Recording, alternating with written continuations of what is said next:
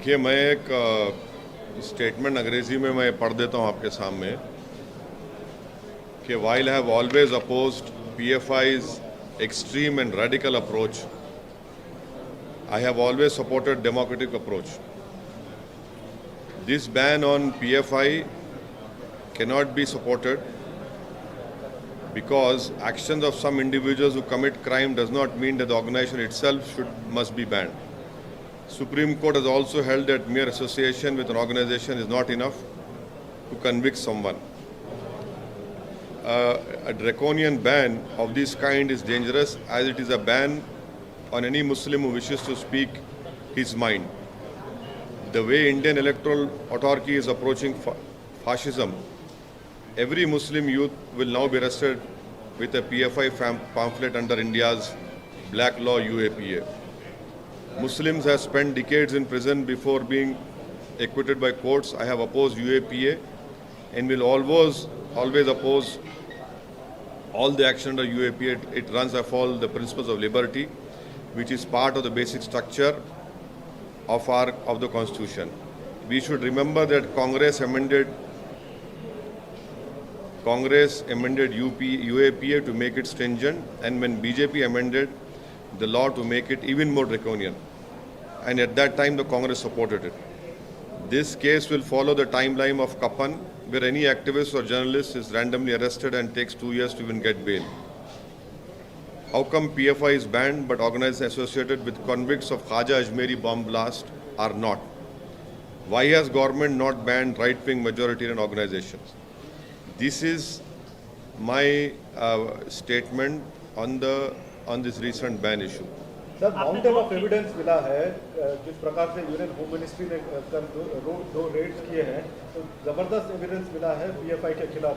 किस प्रकार से देश विरोधी गतिविधियां वो कर रहे थे, उसके चलते उनको बैन किया गया है। मेरा स्टेटमेंट जो मैं पढ़ा हूँ फिर से दोबारा पढ़ सकता हूँ आपके लिए हिंदी में।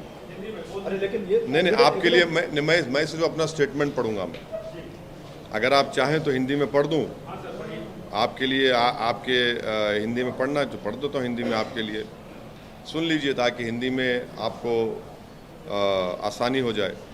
नहीं सर, ये भी पूरा पढ़ के आपके जैसे होमवर्क करके किया गया था। हाँ जी जी ज़रूर, सही है। मैं आपकी काबिलियत पे भरोसा नहीं कर रहा हूँ, बट लेकिन आप अपोज क्यों कर रहे हैं? नहीं, वाइल सुनिए, सुन लीजिए ना। मैंने हमेशा पीएफआई की जो ये रेडिकल एक्सट्रीम अप्रोच है उसका हमेशा मैं अपोज किया हूँ और करता रहूँगा, चाहे कोई रेडिकल एक्सट्रीम अप्रोच अडॉप्ट करेगा। मगर ये बैन इसलिए हम सपोर्ट नहीं कर सकते क्योंकि चंद इंडिविजुअल अगर कोई क्राइम करते हैं उस बिना पर अगर आप ऑर्गेनाइजेशन को बैन करेंगे। सुप्रीम कोर्ट ने क्या कहा कि mere association with an organization is not enough to convict someone।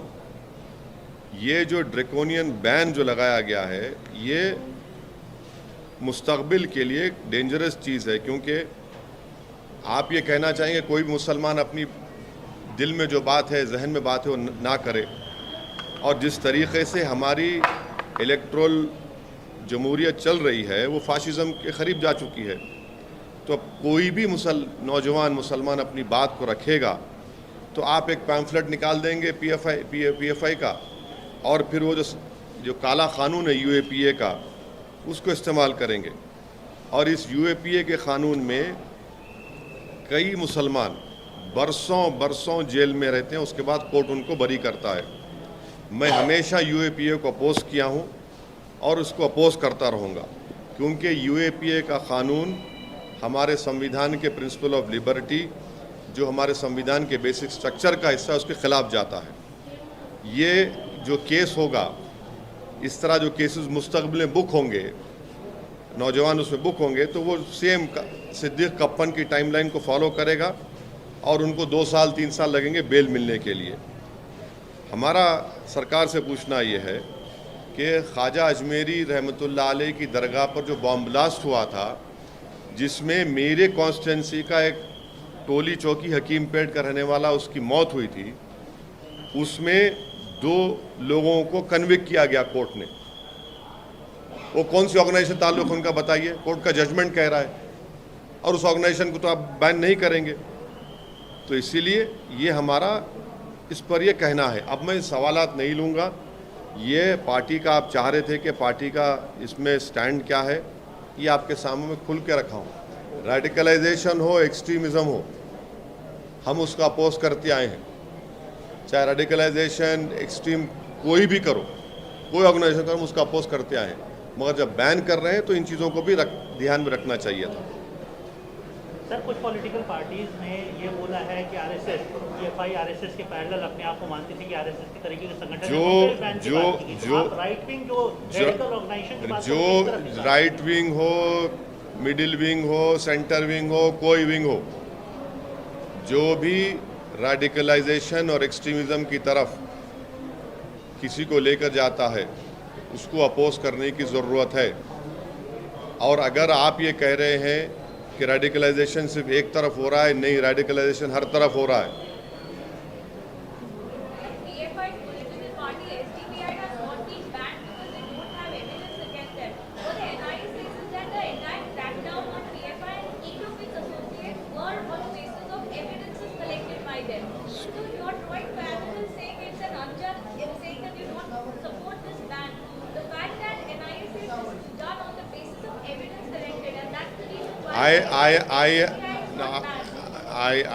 I would apologize to you.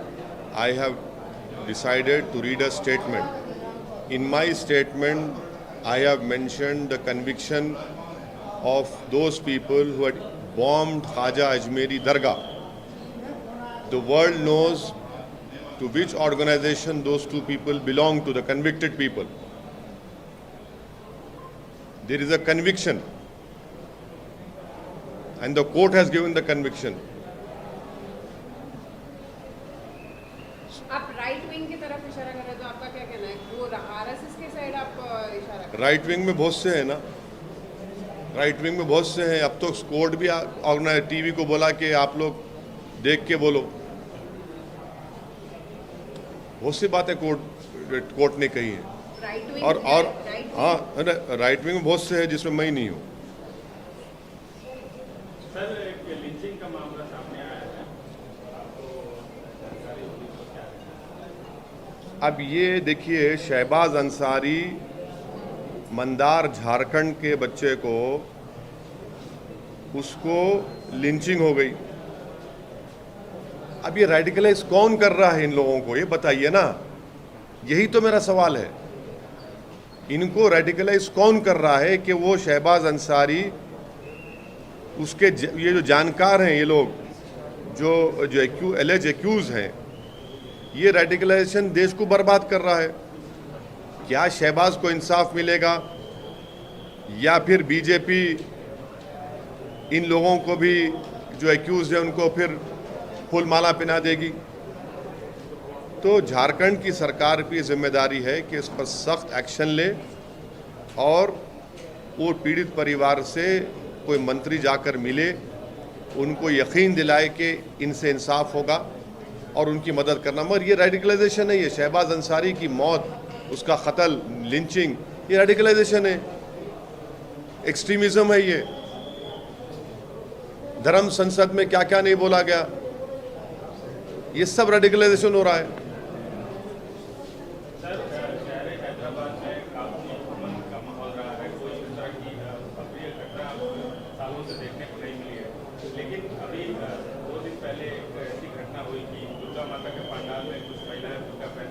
हाँ, तो आपको पुलिस